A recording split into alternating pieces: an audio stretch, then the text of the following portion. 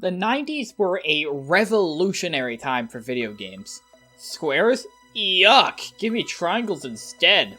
Every franchise was shifting to the realm of 3D to varying degrees of success. For every Mario 64, you get a Bubsy 3D. For every Ocarina of Time, you get a Castlevania 64. Most of these games focused on gameplay. Who cares about story? Wahoo Man wants cake, and I'll go get 120 stars. However, there is one game that fundamentally changed this.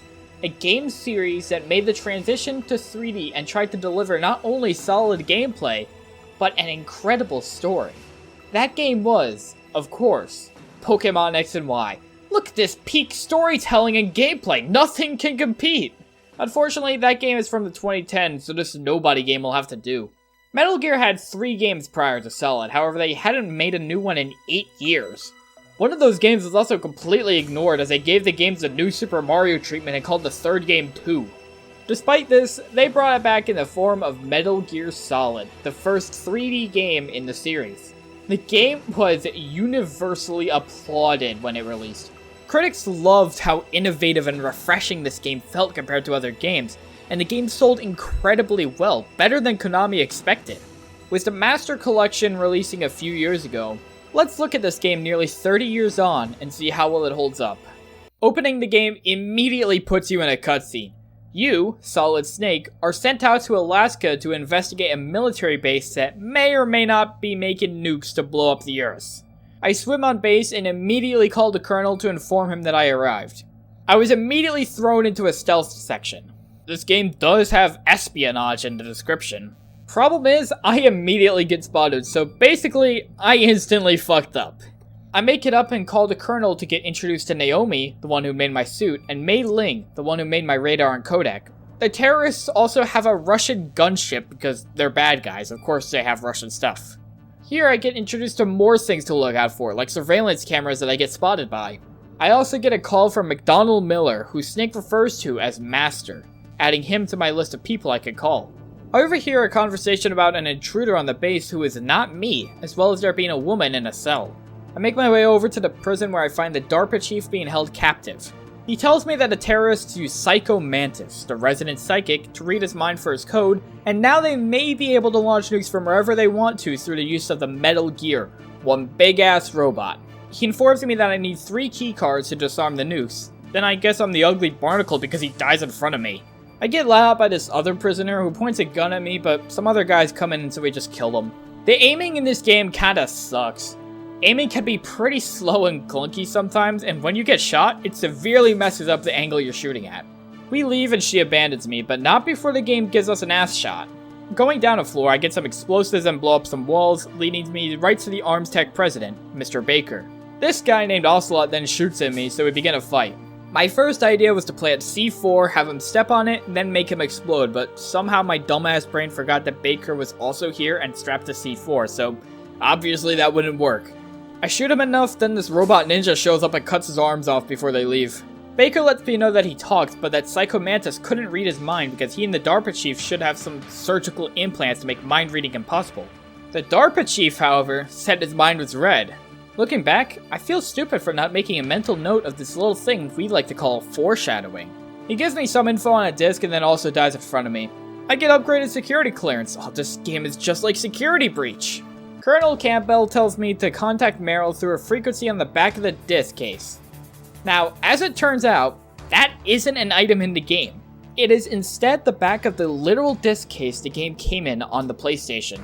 I wouldn't have known this had I not Googled it, but honestly, I just didn't think through his wording enough. For re-releases, they put it on the back of the box still, and it's on the store page for digital releases. One of my favorite things in video games is fourth wall breaks, and as such, I found this really cool. I mean, in universe, it doesn't make sense, especially for one where the story is taken seriously, but listen man, I just think it's a fun gimmick for puzzles. My main complaint with it, though, is that it's so out of the box that many players, such as myself, wouldn't even think of doing it. I call Meryl and she tells me that I need to reach Hal Emmerich to get some info on how to disarm or destroy Metal Gear. She opens the door for me, and to get past, I need to smoke cigarettes to see the infrared sensors. Remember kids, always smoke. It may save your life from being unable to breathe. And then I have to fight a fucking tank. Listen, if this guy could stand against a tank, so can I. The fight isn't that difficult, I just stun and blow up the guy, it's pretty easy to get into the pattern. I get a new card and can carry on, but the guy in the tank, Raven, says he'll be back for me. My weapons get disabled because there's dismantled warheads, and if plutonium leaks, that would be bad, apparently. Listen, game, if I want to make terrible decisions, I should be allowed to. You allowed me to do it with Baker and Ocelot. I continue on to find this guy being terrorized by Iron Man. He challenges me to a fight just because he wants to, and I guess this guy didn't hear about bringing his sword to a gunfight. Okay, I guess we can't just do that. This is a hand-to-hand combat fight. We have to punch each other over and over until one of us goes down. This fight can be a bit challenging, and I love how it subverts your expectations of the fight just being a shootout. Granted, this is one of only 2 cases where hand-to-hand combat is actually done and useful, but it helps make it feel more unique of a fight. I'm not a fan of how right at the end you're supposed to shoot him, however. It just kind of felt pointless for a fight based around fist combat to just make the final blow be with a gun. I save Hal Emmerich, who asked me to call him Otacon. Otacon helped build Metal Gear, but never knew they were going to use nukes for it. He's going to be the main source of information about the machine and how to stop it. I also get higher security clearance. I head into the women's restroom and am immediately caught. Well, I guess I deserve this though. Here I find Meryl, who decides to come along with me to help. We try progressing, but Meryl gets a headache and then tries to kill me. I beat up a woman and Psycho Mantis reveals himself. Psycho Mantis is well known for being an instance of fourth wall breaking in video games. He first comments on your playthrough, describing your personality based on stuff like amount of deaths and your ability to avoid traps. More interestingly, he makes note of other games you have saved on your memory card. On PlayStation, he mentions Azure Dreams, Suikoden, Castlevania Symphony of the Night, and Vandal Hearts, all other Konami games. In Metal Gear Solid The Twin Snakes, the GameCube remake, he mentions The Legend of Zelda The Wind Waker, Super Smash Bros. Melee, Super Mario Sunshine, and Eternal Darkness Sanity's Requiem, another game well known for its fourth wall breaking. The fight starts off with the signal going completely black with Hideo written in the corner, as if to mimic losing video signal, though in the modern day it doesn't really have the same effects. He is able to avoid all your attacks, and the only way to win is to switch controller ports to prevent him from reading your mind. The method of doing this kind of feels awkward on this re-release, however, as it's just an option in the menu. I get there isn't really a way of doing this kind of trick on modern platforms without either doing this, cutting it entirely, or connecting a second controller, which would be bad as then people with only one controller would be stuck, but this is kind of an effect that, again, doesn't hit the same as it would on the PlayStation. I'm not going to fault the devs here, however, as this wasn't a scenario planned in the original's development, nor is there really a better alternative. Plus, it still includes fourth wall breaking as you open a menu outside the game to beat him. I beat him and he shares how he has been used to learn about suspected criminals and how he burned down his village after learning what his father thought of him. He helps me out in his last moments because he saw I was selfless, which Snake then contradicts. I fucking love this fight. The combination of fourth wall breaking and psychic abilities make it so fun to play. I talked already about my love for fourth wall breaks, but I feel like this instance right here is the perfect example of what good it can do for a game. I don't want it plastered everywhere, it would grow repetitive, but whenever it gets used for gameplay and story purposes here like this, it always is just awesome to see. I continue on past some hungry wolves and Meryl gets shot. I get a call telling me Meryl was shot by Sniper Wolf. What the fuck? First ninja, now Sniper Wolf. Who's next? To beat her, I go back to the armory, grab a sniper rifle, and re-enter the fight.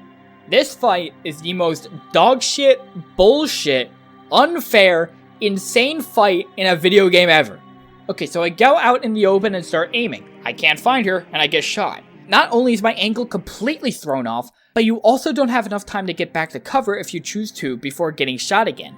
Even when you do find her, it's such a small hitbox that it could be horse shit to actually aim right at her. Even when you do, you don't!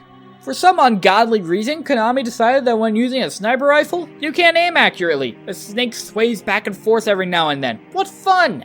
I have to fight a master sniper with dogshit aiming, unsteady hand, and slow recovery. That's sure as hell fun and fair. Luckily, there is an easier strategy, which is to backtrack more to get some diazepam and using those on the fight to keep my aim steady. This makes the fight easier, but I still hate it. To me, optional items should be able to give an advantage to make it easier, but doing the task without them should still be fun and fair. This is not that. The task is bullshit and unfair, and the only way to make it at least somewhat bearable is with an optional item you have to go out of your way for and are never told to backtrack for, despite still being told to backtrack for the sniper rifle. Even with diazepam, the fight isn't fun. Genuinely a horrendous fight to play. I get captured, reassured that Meryl is safe, and then get tortured. The torture game I think is supposed to be difficult as you really need to try to not submit, but this game doesn't realize I speedran Wind Waker, so mashing one button on a controller comes naturally to me. I go through multiple rounds of this, but in between I spent some time in prison where I learned that the details of Metal Gear's creation were known by the Colonel and some backstory to Naomi. I was given a catch-up by Otacon to pretend I died, but it didn't work out. Eventually I get freed by Ninja and I make my way to the communication towers. Once there, I get a call talking with Naomi and Colonel, where Naomi asks indirectly if Snake likes Meryl. Then she gets interrogated by Master about her grandfather. I climb the tower, and my god, this is a tense section. You have enemies coming from all sides as you go up the large tower, and I was only barely able to survive. This is a nice section, testing your ability to survive a swarm of enemies. I get to the top, but the path between the towers is destroyed. Using a rope, however, I could climb down to another pathway leading to the next tower. Climbing up here brings me to the next fight, this time against a damn helicopter. The strategy for this fight is to hide and take cover until the helicopter is on the move, then use the stinger to fire at it. This fight is kinda whatever to me. It isn't particularly challenging, just pretty long as you have to wait a while between windows to attack, and even then you might not be able to get a good shot. The fight is mostly just waiting around this part right here for like 20 seconds until the helicopter moves, which makes for a pretty boring fight altogether. I had a couple deaths where I fired too close to a wall and blew myself up, including one where I did it on the last hit, but honestly, trying to avoid that is way harder than avoiding any of Liquid's attacks. Partway through the fight, Liquid employs a new tactic of going into hiding, then coming back up to fire, then moving. This does make it a bit more challenging as you have less time to aim and fire, but it overall makes the fight more annoying. It makes each attack you do take longer and he's basically just stalling. It's not like it's really a surprise attack either, you can see where he is on the radar, so you just hide accordingly. It serves no purpose but to make the fight last longer. There's also an element of RNG as he sometimes only makes a few shots while other times he makes a lot more, which just feels more frustrating as you wait out for more shots that never come, or you go in for the hit only to get shot in the face. My completed attempt at this fight took 14 minutes, which is an insanely long time for a fight that is mostly waiting. I got in the elevator to go down, but it turns out there's 4 other guys in camouflage there to ambush me. Oh, it's just like that one scene in Captain America the Winter Soldier. I get past and oh god, oh fuck, she's back. Otacon calls and upon realizing it's Sniper Wolf, he asks me not to kill her. Too bad on that one, man. This fight is a lot like the previous fight, except the area is a lot more open, darker, and it's harder to spot Sniper Wolf. Basically, this fight is even worse than the first fight. Luckily, I was able to cheese the fight by using Nikita missiles, but still, I just hate this fight. I kill her and Otacon gets really sad because he loved her. Anyway, I move on, and with that, we have finished Disc 1. Yeah, originally this game was too big for one disc, so they released it on 2, but since it's all packaged together, the game just plays a little animation to show the swap. I go a little deeper and Master calls and informs me that Naomi is a spy, as her story about her grandfather working under Hoover in the FBI doesn't add up with reality. I go down and come face to face with Raven, the guy operating the tank earlier. He's a bit less menacing of a challenge this time around, as before he was in this big ass tank and now he's just heavy TF2. This is a fight that also requires patience, but unlike the helicopter, the fight is more involved as you're constantly moving about, reading Raven's position, and the fight gets progressively more difficult as crates are knocked down, blocking paths. I found the best strategy was sneaking up behind Raven using his stinger to make it easier to lock on and fire at him. I kill him, but then he reveals that the DARPA chief was actually not the chief, but instead Decoy Octopus, a guy who could copy the appearance of others. Now, why he would do this, he doesn't say. Master calls and informs me and Colonel that Naomi isn't even her real name, but Colonel insists on keeping her still as we need her for the mission. Around here is where I'd say the game's story really gets interesting. Before it was interesting was the dynamic between Snake and Meryl as well as the terrorist demands and Colonel's secrets, but now the story is giving plot twists all over the place, taking the story to greater heights. It makes the game more interesting and unpredictable, leaving you wondering who to trust and what is the true nature of the mission. I go forward and come face to face with Metal Gear. They're just about ready to launch, so Otacon says he'll hack into Baker's files to hopefully get info on the other 2 keys that I need. Turns out that the main danger is that these nukes are stealthy, so you can't detect them, meaning no way to stop Big City Go Boom. Of course Colonel knew this, but withheld it from me. This fucker, I hate him. I need to know this shit, man! I overhear Liquid talking about Foxdie and how his demands will include the vaccine for it to cure their soldiers. Otacon reveals the secret of the 3 keys, that being that the key I hold can change shape based on temperature. Meaning, I have the keys and conveniently, I went through a really hot room and a really cold room right before this. Then my clumsy ass drops it. Honestly, this feels more of a time waster than anything. All you have to do is just climb back down, grab it, then climb back up. It feels pretty silly. I input the first key, then do some backtracking for the next 2. On the way back for the 3rd key, Master calls and tells me that I may be infected with Foxdie, which is great to know. Nothing quite like the fear of an impending death. Naomi calls and nerds out about Foxdie, then informs me that yes, I was infected, then gets cut off before she could say anything more. I put in the final key and oops, I actually activated Metal Gear. Master calls and reveals that I did exactly what he needed for the plan to succeed, only to then reveal he was actually Liquid in disguise. Can this game stop with the plot twist? My brain is still adjusting to game stories that take more than 3 sentences to describe. Liquid reveals the true nature of my relationship with him. Me being full of Big Boss's dominant genes, while him the recessive genes. He then hops in Metal Gear and swears to kill me. Now I have to destroy Metal Gear, which is easier said than done. This shit is big and has attacks such as a machine gun it can fire you, a laser if you get too close, or the bane of my existence, the missiles. All throughout my attempts at this fight, I could never find a good way to avoid these. I thought I figured it out by hiding behind the pillars here, but then it basically was just random if I got hit or not, which isn't fun. I managed to finally win, except I died during the fade out, so I had to try again. After a few deaths, I eventually found the winning strategy to just be to hide under Metal Gear, which prevents Liquid from attacking us. From here, I just kind of fired up at him with the Stinger missiles. After beating him, he gets ready for more attacks, only for Ninja to step in and help out. He reveals that he actually killed Naomi's parents, which is pretty rude of him to do, not gonna lie. He decides to make a sacrifice, asking me to fire at him to finish off both him and Metal Gear, but Snake is too much of a pussy to do that. Then Ninja dies anyway. Because of this, I have to basically do the fight again. The fight is pretty much the same, but if I die, I have to do the first phase again. How fun. Overall, this fight took me about an hour to do because of how long it took me to learn the strategy for the fight. I'm not gonna blame the game for the difficulty. I'd say that's a fair difficulty for the final boss. I'm blaming my stupidity. The fight is also quite cinematic, going for one-on-one fights with other guys and upping the threat to a giant robot. That's fucking sick. I always get a kick out of being a little guy against a giant threat in fights, and what better final boss could you ask for than a giant war robot mech? After the fight, Liquid rants about how we are warriors and the process that created us and all that. Also, Meryl's alive, just kinda chilling in the burning room as well, just because I guess. Apparently the Secretary of Defense is also now planning on nuking the damn place with me inside to cover it up, which, you know, is kind of a risk to my health and safety. The Secretary of Defense takes over the call and spells out that, yep, you're fucked. I then have a fist fight with Liquid, who survived multiple missiles to the cockpit he was in, and then Otacon decides to stay behind and blow up to help me and Meryl escape. We escape in a car, killing some guards before being chased down by Liquid. This sequence had some weird depth perception issues. I feel like I should be hitting him here, but I'm not. We get out and Liquid is just about to shoot me, but Foxdie Ex Machina hits and we live. Colonel calls and informs me that the bombing has been called off and that the Secretary of Defense has been arrested, as all of this was him acting alone. Naomi then calls and Snake asks when he's gonna die from Foxdie, and Naomi tells him that he'll die when his time is up. Great, helpful.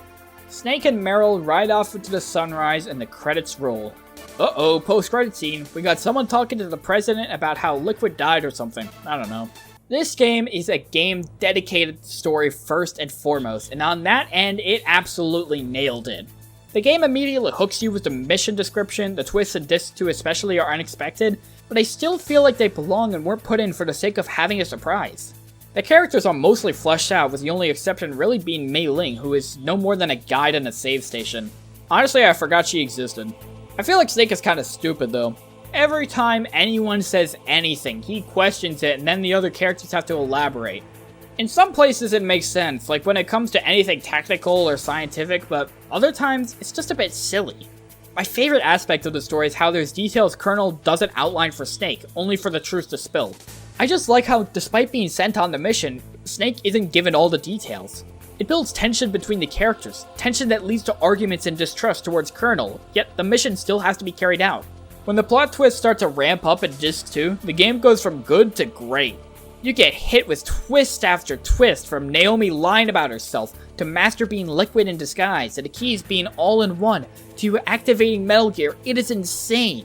It makes the story feel more complex and enjoyable, otherwise it can feel like a pretty linear progression of go to area, kill bad guy, little hint of development.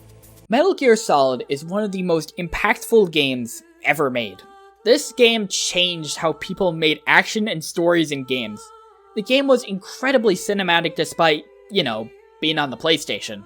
The game was creative and breathed life in every aspect, incorporating unique storytelling and mechanics unlike anything ever before. Metal Gear Solid practically invented the stealth genre of games, and it is still one of the best games to do it. The game isn't perfect. Controls can be a little wonky, voice acting can feel a bit stiff, the game can over-explain things that really don't need that much detail, and some segments are stupid, but when you play the game, you don't give a damn at all. Metal Gear Solid is my favorite game on the PlayStation. Granted, it's the only PlayStation game I played, but still, I feel other games are going to have an incredibly difficult time trying to surpass it. The story doesn't end with this game, however. Metal Gear Solid has 5 mainline titles, all of which have received universal acclaim. In fact, the next game is just as highly praised, if not even more acclaimed, so I'm excited to play it.